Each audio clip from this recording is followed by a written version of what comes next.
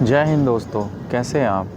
उम्मीद करते हैं अच्छे होंगे। काफ़ी दिन के बाद आज मैं एक लॉन्ग थोड़ी वीडियो बना रहा हूँ। लास्ट वीडियो हमारी यूरोप के साथ में थी और कई यूरोप के घूमने में थी। तो आज भी बाहर ही हूँ, इंडिया से बाहर ही हूँ।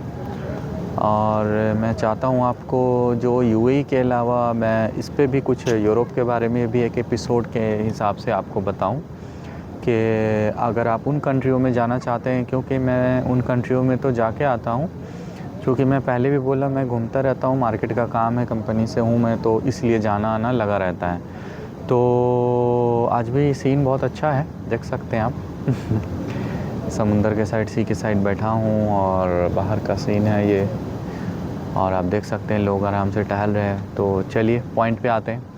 तो कहने का ये है कि देखिए, यूरोप के लिए मैंने ये एपिसोड 1 से आज मैं चालू कर रहा हूँ इस पे भी।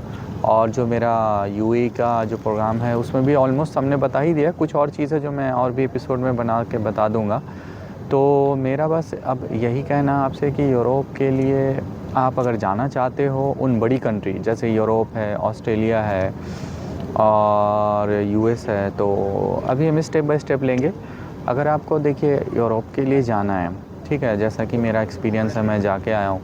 तो वहाँ पे यूरोप में मैं आपको ये चीज़ बताऊँगा कि वहाँ जाने के लिए देखिए 2 हिस्सा है। एक होता है यूरोप में एक नॉन यूरोपियन कंट्री जिसको हम बोलते हैं नॉन शेंगन कंट्री, और एक होता है शेंगन कंट्री जो आप कॉमन तरीके से आप जानते हैं सभी जगह। आप इनको यूट्यूब में भी आप और लोगों से भी देख सकते हैं। तो शेंगन कंट्री का बोल के यानी कि 29 कंट्री अभी ऑलवेज क्रोएशिया मिला के हो चुका है तो अपडेट में। तो अब आप इसमें इन सारी कंट्री का वीज़ा एक ही मिलेगा। आप इन सब कंट्री में आप जा सकते कहीं भी घूमने, टूरिज़म में या बिज़नेस वीज़ा पे या वर्क वीज़ा में। वर्क वीज़ा में तो आपको किसी एक कंट्री पे जाना पड़ेगा, और टूरिज़म में और आपकी बिज़नेस में आप कहीं भी जा सकते हैं, उन पे शेंगन वीज़ा लगता है।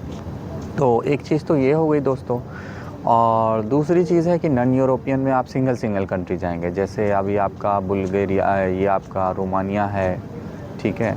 और इस तरह की जो भी यूरोपियन कंट्री है, इन वाले को यूक्रेन है, तो इस तरह की जो भी कंट्री है इनके में आप जो है आप एक ही कंट्री में घूम सकते हैं, ठीक है। और इसके अलावा रशिया है, जॉर्जिया है, आर्मेनिया है, अज़रबैजान है, सिप्रस है, ऐसे सब एक साथ की मिली हुई कंट्री है ये लोग, ठीक है। तो अभी आपको मैं बताऊंगा कि इन सारी कंट्री के लिए जो भी प्रोसेस है वीज़ा का, अगर आप टूरिज़म में जा रहे हैं विज़िट पे, तो टूरिज़म में सबसे पहले शॉर्ट स्टे वीज़ा लगता है। उसके बाद आपका मल्टीपल यानी लॉन्ग स्टे वीज़ा लगेगा, और तीसरा फिर तो कुछ है ही नहीं उसमें, ठीक है, 2 ही है इसमें। तो अब अगर टूरिज़म वीज़ा में जाना है बिज़नेस के लिए, तो आपको पता है कि बिज़नेस में या वीज़ा में जाएंगे तो आपको वही है कि पूरा आपको अपना डॉक्यूमेंट और जो भी डिटेल है वहाँ आपके जो भी जीएसटी का, अगर मैं इंडिया से बात करूँ तो कि आप अगर इंडिया से आ रहे हो तो उसमें आपका पूरा जीएसटी का नंबर और अपने इनकम का और डिटेल का और किस पर्पज़ से कहाँ वहाँ विज़िट करना है आपको, तो वो सारे डिटेल बिज़नेस में देंगे। तो उसमें अगर आपका रियली बिज़नेस का है तो आप उसमें दिखा सकते हैं। उसमें जल्दी अपॉइंटमेंट भी मिलता है और जल्दी आपको अप्रूवल भी आ सकता है, ठीक है। लेकिन आप टूरिज़म में जाना शॉर्ट स्टे में, तो इसमें या लॉन्ग में जो भी टूरिज़म में अप्लाई करना है, तो इसमें थोड़ा सा अपॉइंटमेंट टाइम लगता है। इसमें तुरंत बोल के टाइम जल्दी नहीं आएगा आपका, 2-2 महीना भी अपॉइंटमेंट कहीं कंट्री का शेंगन में नहीं मिलता है। तो अब आपको ये अपॉइंटमेंट देखना है। दूसरी चीज़ है दोस्तों कि अब आपको इकट्ठा क्या करना है पेपर। अब आपको टूरिज़म के लिए सबसे पहले सिक्योर्ड आपके पास सैलरी पे ही अकाउंट होना चाहिए, ठीक है। आपका सैलरी बैंक अकाउंट पे ही, अगर मैं इंडिया से बात करूं तो, या फिर कोई गल्फ़ कंट्री से भी आप जाना चाहते तो भी सबसे पहले आपका सैलरी पे अकाउंट होना चाहिए। यानी आपके सोर्स ऑफ इनकम को प्रूफ दिखाना होगा आपको कि हाँ आपका regular income, source of income आ रहा है और एक अच्छा आ रहा है पैटर्न इनकम, ताकि आपको वहाँ जाके रुकने का कोई काम नहीं। क्योंकि टूरिज़म में आपका यही प्रूफ दिखाना होता है ना कि आप वापस एश्योर होगे कि रुक जाओगे कि आओगे। तो ये चीज़ आपको इम्पॉर्टेंट दिखाना है।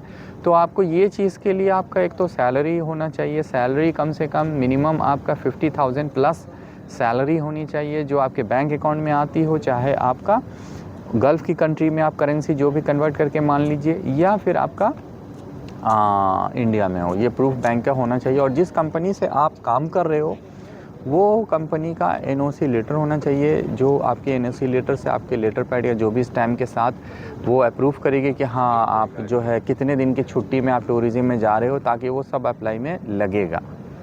तो ये 2 चीज़ आपको चाहिए बैंक का, और बैंक का कम से कम 3 से 6 महीने का बैंक स्टेटमेंट चाहिए। उसमें कम से कम आप 3 लाख से ऊपर आपको बैलेंस दिखाना है, ठीक है? 3 लाख से, क्योंकि आपका अब यूरो देख लोगे तो बहुत कम होता है। यूरो बोल के 3,000 से ऊपर 3,500 मान लो तो बहुत तो नहीं है खर्च ना।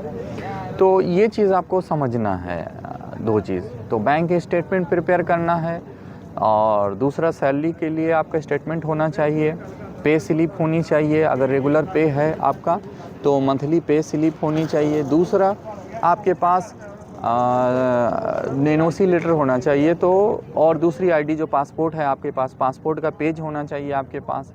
तो उस पेज से आप मतलब वो स्टैम्प होगा, स्टिकर लगेगा तो होना चाहिए, और वैलिड 6 मंथ का आपका वैलिडिटी होनी चाहिए पासपोर्ट पे, ठीक है दोस्तों। और दूसरी चीज़ है कि अगर आप इन गल्फ़ कंट्री से जा रहे हैं तो आपकी जो भी आईडी है यहाँ की, अकामा, इमारत आईडी, रेसिडेंट आईडी जो भी बोलिए, तो उसमें भी 3 महीने से ऊपर का वैलिड टाइम होना चाहिए, ताकि आप वापस इस कंट्री में आने से आपका टाइम मिलना चाहिए। तो ये रिक्वायरमेंट है, और 6 महीना हो, और 2-3 पेज आपका पासपोर्ट में हो, और 6 महीना से ऊपर वैलिडिटी हो पासपोर्ट की। टूरिज़्म यानी शॉर्ट स्टे, एक बार करेंगे, दोबारा उनके ऊपर है कि फिर वो मल्टीपल भी लगा सकते हैं। बस एक चीज़ का ध्यान रखना है कि आपको जो आपका जॉब का सीक्वेंस है वो रेगुलर उनको प्रूफ होना चाहिए कि हाँ किस तरह से है। मेन आपका यही तैयारी है। अगर आप इसमें आप साबित नहीं कर पाए, आप इसमें श्योर नहीं कर पाए कि उनको लगा कि आप पक्का कंफर्म जॉब में नहीं हो, या जिस तरह का अनएम्प्लॉयमेंट में हो, या गवर्नमेंट सैलरी या परमानेंट आपकी कंपनी में सैलरी से आती है नहीं आती है, तो इन चीज़ों पे आपका रिजेक्शन चांसेस ज़्यादा होगा। और हम आपको पेपर से भी बताएंगे, अभी मैं एपिसोड वाइज बता रहा हूँ कि किस तरह से आप रीच करोगे। तो आप उस तरह से आप घूमते हुए उन चीज़ों को देखोगे, और आप उन चीज़ों पे आप फोकस करना है। अगर प्रिपेयर में जाना है आपको, तो उसी हिसाब से आपकी तैयारी होनी चाहिए कि आप अगर टूरिज़्म में जाना है तो इन बातों को आपको ध्यान रखना है, ठीक है दोस्तों। तो और दूसरी चीज़ है कि मैं इस पे आपको और बताऊंगा कि इसमें क्या क्या पॉइंट आते हैं जिस पे आपको ध्यान रखना। मैं काफ़ी पेपर है मेरे पास इसके, जो मैंने भी गए थे, मैं भी अप्लाई किया, मैं भी घूमा हूँ। तो इन सारी चीज़ों को आपको भी फोकस करूँगा कि किस किस तरह से और क्या क्या रिक्वायरमेंट होता है और क्या चाहिए। मैं भी जाते आते रहता हूँ, तो इसलिए मैं आपको बताऊँगा। तो उन चीज़ों पे आपको ध्यान रखना है। दूसरी चीज़ ये है कि जॉब आपको जैसे ध्यान रखना है कि अगर आपको वहाँ पे जॉब में जाना है, तो देखिए जॉब के लिए वहाँ पे जो शेंगन ज़ोन की कंट्री है, जैसे जर्मनी, इटली, इस तरह की जो बड़ी कंट्री है, फ्रांस है, तो उस तरह की जो भी कंट्री है ना दोस्तों, तो उस तरह की कंट्री में आपका जो है आईटी डिपार्टमेंट पे ज़्यादा डिमांड है, और होटल का ज़्यादा डिमांड है। अगर आपके पास शेफ़ कुक है या वेटर है, इस तरीके, चूँकि टूरिस्ट प्लेस है तो ज़्यादा एक्सपीरियंस होना चाहिए, मतलब आपका इस पे जॉब जल्दी मिलता है। तो जॉब के लिए क्या है कि आपके इंडिया में हो या यहाँ से हो, गल्फ़ कंट्री से हो, तो कहीं भी हो, उससे आपको ध्यान रखना है कि आपका जॉब के लिए वो सिलेक्शन होना चाहिए, तब आपका वर्क परमिट में प्रोसेस लगेगा।